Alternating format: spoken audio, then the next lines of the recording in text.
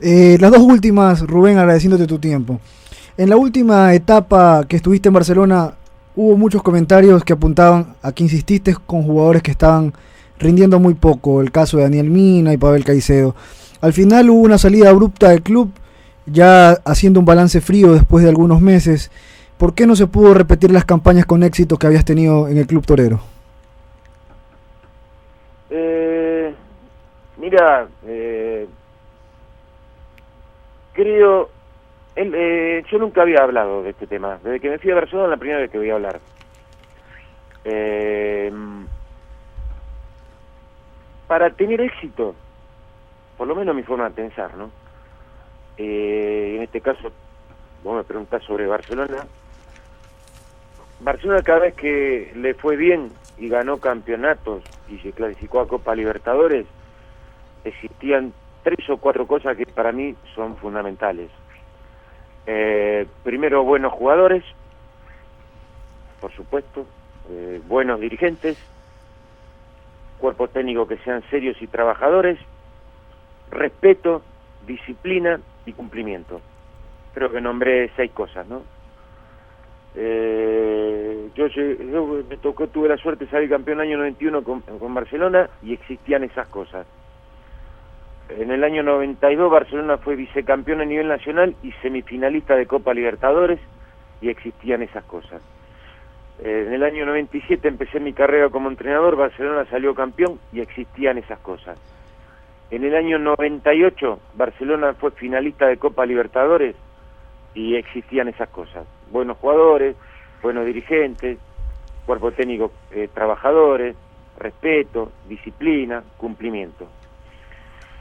La última vez que yo estuve a cargo del equipo, a mí me llamaron el señor Maruri en el mes de octubre ofreciéndome el cargo. Hablé, me llamó telefónicamente acá a Buenos Aires, viajé para Guayaquil, me reuní con él durante 3 o 4 horas, llegamos a un entendimiento y el plan ¿cuál era? Él me hizo saber, yo no tenía el gusto de conocerlo, la única vez que yo lo había saludado había sido un año antes en el Hotel Oro Verde en Machala, cuando yo era entrenador de Deportivo Quito, y concentrado en el mismo hotel. Se jugó ese partido, se jugó por la noche, lo vi después del partido, sabía, por supuesto, lo saludé, pero nunca había hablado con él, no lo conocía. Me dijo que iba el año 2011, iba a ser su último año como presidente de la institución y quería retirarse saliendo campeón. Me dijo que que él me iba a apoyar en todo lo que necesitaba para armar un plantel como que pretendía el cuerpo técnico.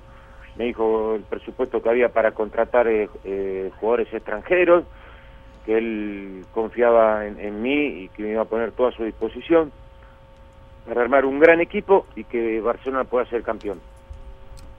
Arreglé en esas condiciones. El equipo venía, si no recuerdo mal, de perder 7 u 8 partidos de 9, creo que había perdido 7 partidos, empatado 1, 2, algo así. Había quedado ya fuera de la lucha del campeonato, había ya quedado eliminado de la Copa Sudamericana y corría riesgo de ni siquiera poder disputar el tercer y cuarto lugar, que después se consiguió con un repunte en el final. El equipo venía en condiciones precarias, bueno, ustedes yo me imagino que se deben recordar. Hola, ¿me escuchan? Sí, perfectamente, profesor. Bueno, estando yo, terminó la temporada, que el equipo terminó jugando muy bien. Recuerdo un partido que le ganó 3-1 a Deportivo Quito y no le alcanzó por el gol de visitante. Terminó muy bien, la gente despidió al equipo con aplausos, jugando un gran partido, ganó 3-1. Bueno, estando yo de vacaciones, me enteré que el señor Maruri había renunciado. Se hacía cargo otra dirigencia. Volví los primeros días de enero a Guayaquil, que estaba citado el plantel. Me reuní con la gente que se había hecho cargo del club. Le hice una lista de jugadores. Barcelona, en principio hay que recordar que se iban muchos jugadores porque terminaba el contrato, otros jugadores fueron transferidos, caso de Hidalgo, y había quedado un plantel muy reducido, donde había algunos jugadores jóvenes que para mí eran muy interesantes. Por ejemplo, De la Torre, por ejemplo, Denis Quiñones, por ejemplo, Vinicio Angulo, por dar un ejemplo que me acuerdo ahora. Y Anangonó, que se fue después. Juan Anangonó estaba a préstamo. Era uno, yo le pedí a la dirigencia, es uno de los jugadores que yo le pedí a la dirigencia para que pueda continuar. Hice una lista de jugadores que en total eran 13 jugadores, porque Barcelona se había quedado con 7 u 8 jugadores, muy pocos, y para mí había que armar, si uno pretende pelear el título y salir campeón, primero tiene que armar un gran equipo en el mes de enero. Los campeonatos en el fútbol ecuatoriano se ganan en el mes de diciembre y en el mes de enero, cuando uno arma su plantilla. Voy a ser un poco extenso en esta respuesta, si usted me lo permite. Por favor, adelante. En el fútbol ecuatoriano, si ustedes revisan los últimos 4 o 5 años, toda la plantilla más importante la tuvo Liga, Deportivo Quito y Emelec. Todos los últimos torneos, los últimos 5 años, esos 3 equipos fueron los que pelearon el título. Como siempre creo yo, primero, muy buenos jugadores nacionales, que para mí siempre es lo más importante, tener la plantilla de muy buenos jugadores nacionales, agregarle jugadores jóvenes que tengan condiciones y que puedan aportar, y contratar jugadores extranjeros de categoría que le den al plantel un salto de calidad. De los 13 jugadores que yo pedí Ahí se nos cortó. Hola. Parece que hemos tenido un inconveniente con la comunicación. Restablecimos la comunicación con Rubén Darío Insúa, quien nos estaba contando lo que ocurrió en su último tramo o en su último periodo con Barcelona Sporting Club. Rubén, ¿nos escuchas? Sí, no sé dónde se cortó la... Nos quedamos hasta que contabas de los 13 jugadores que pediste, algo había ocurrido. Ok, perfecto. Yo hablé con esta dirigencia, le di una lista de 13 jugadores para armar un plantel fuerte, competitivo, que pueda tener aspiraciones de salir campeón. De los 13 jugadores solamente vinieron 2, Iván Hurtado e Iván Borguelo. Los otros 11, que eran todos jugadores. Mi opinión, que si uno hoy quiere salir campeón en el torneo ecuatoriano, obviamente que lo primero que tiene que apuntar es, a la hora de armar una plantilla con jugadores nacionales, es fijarse qué jugadores se destacan en Liga de Quito, qué jugadores se destacan en Deportivo Quito, qué jugadores se destacan en Emelec. ¿Por qué? Porque son los 3 equipos que tienen los mejores jugadores nacionales, por eso estos últimos años han peleado todos los torneos. ¿Qué argumentaron para no darte estos jugadores, Rubén? ¿Qué me dijeron? Sí, ¿qué argumentaron para no traerte los otros 11? O por lo menos la mitad de la lista que habías dado. Que no tenían dinero. Ya, tema económico. Que no tenían dinero, correcto. Primera parte. Segundo, hay que tener buena memoria. Barcelona empezó el torneo en 2011 y en los primeros 8 partidos solamente había perdido 1 contra la Liga de Quito visitante. Nos tocaba jugar en la 9ª fecha de local frente a Deportivo Quito. Si Barcelona ganaba ese partido, se ponía a 3 puntos del puntero. Y la dirigencia que estaba en ese momento, antes del partido, vino al vestuario a hablar con los jugadores, a decirle que se les había terminado el presupuesto. Eso estamos hablando del mes de marzo. Tercer mes del año. Vinieron al vestuario antes del partido, un equipo que venía jalando posiciones, creo que Barcelona llevaba 6 o 7 partidos invictos ya, solamente había perdido 1 de las 8 primeras fechas. Y antes del partido frente a Deportivo Quito en el Monumental, vinieron al vestuario, me pidieron hablar con los jugadores para decirles que lamentablemente ya no tenían dinero en el presupuesto de la temporada para seguir pagándole antes del partido. Me parece raro que si vos vas a jugar un partido importante contra el puntero del campeonato, que vos tenés la chance de poder ganarle y acercarte a 3 puntos, que antes del partido vayas y le digas al equipo que ya no tenés dinero para pagarle en el resto de la temporada. ¿Quién dijo eso? ¿Quién bajó al vestuario, Rubén, a hablar con los jugadores antes del partido? presidente de ese momento, y la gente que lo acompañaba ahí, el tesorero también. Sigo hablando del tema. Terminó ese partido, perdió Barcelona 1-0.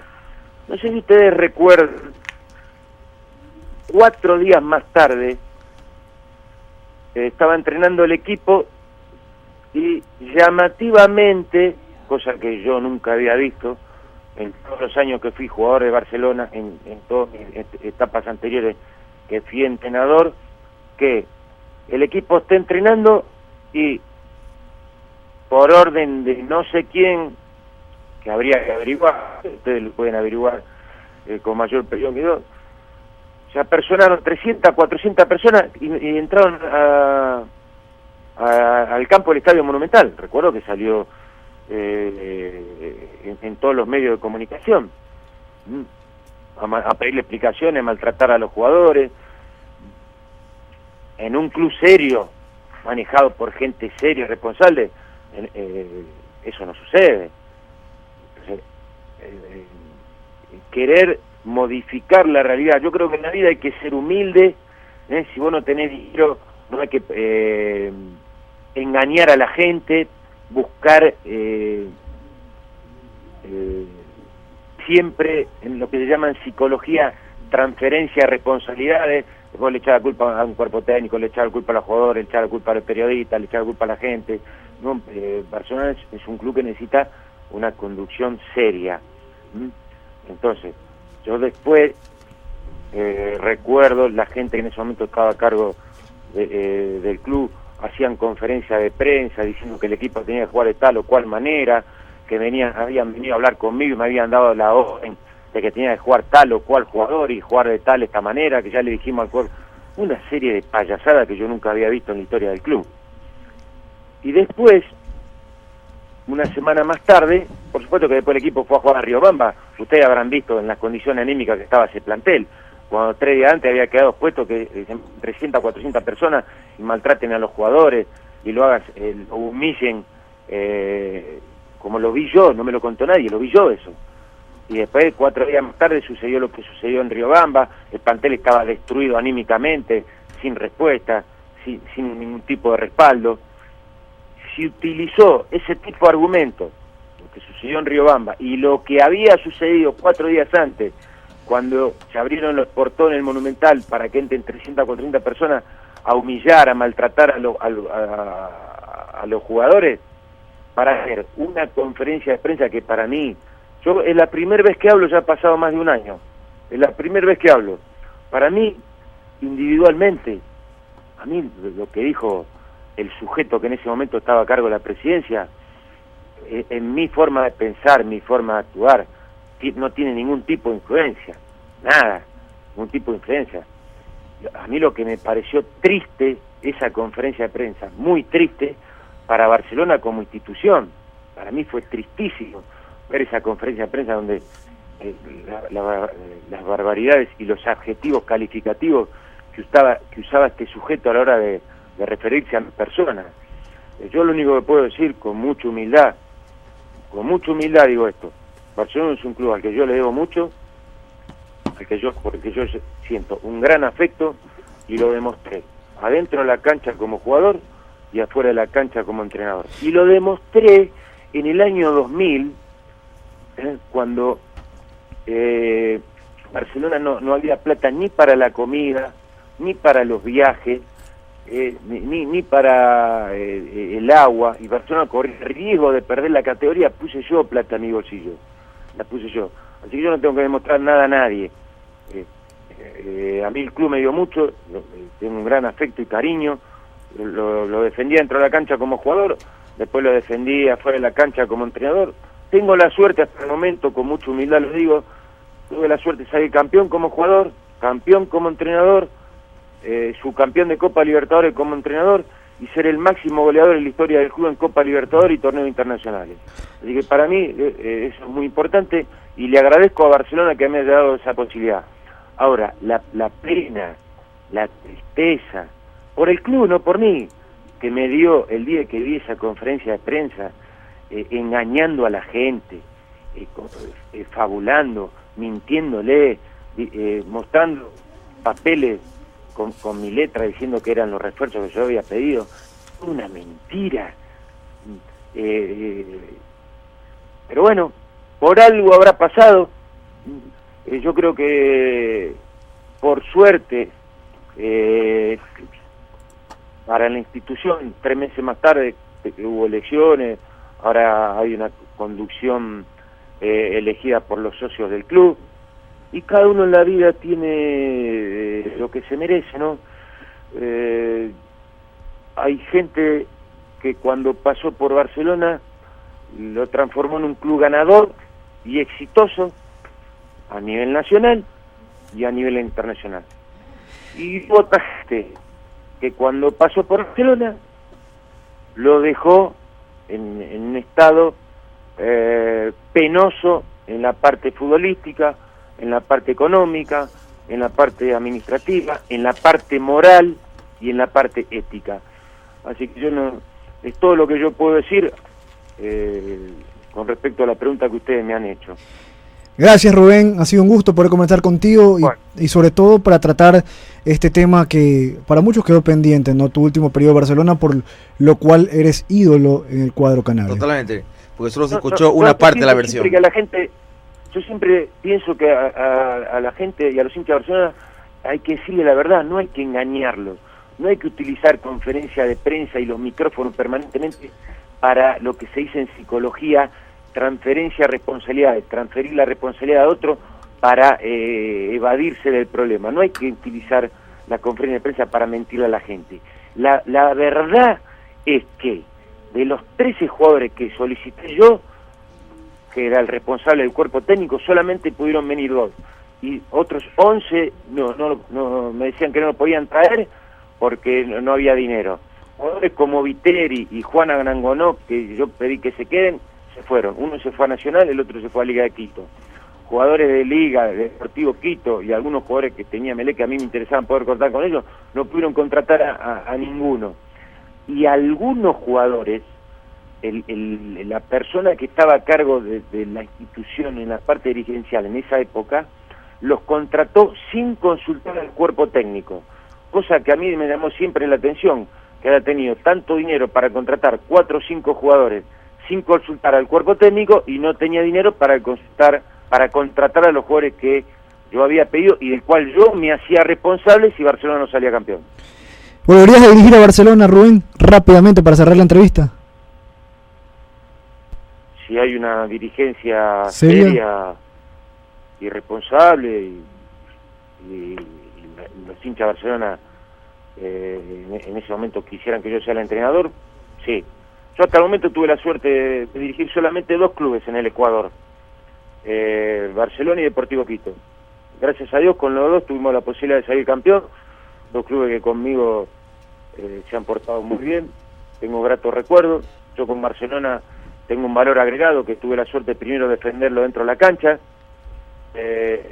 así que espero que le vaya bien al equipo de fútbol, espero que le vaya bien a la institución siempre, y no quiero dejar pasar este momento para recordar, no tengo... Abrazo grande, Rubén, gracias por tu tiempo. Hola. Abrazo grande, Rubén, gracias por tu tiempo. Bueno, le mando un abrazo, adiós.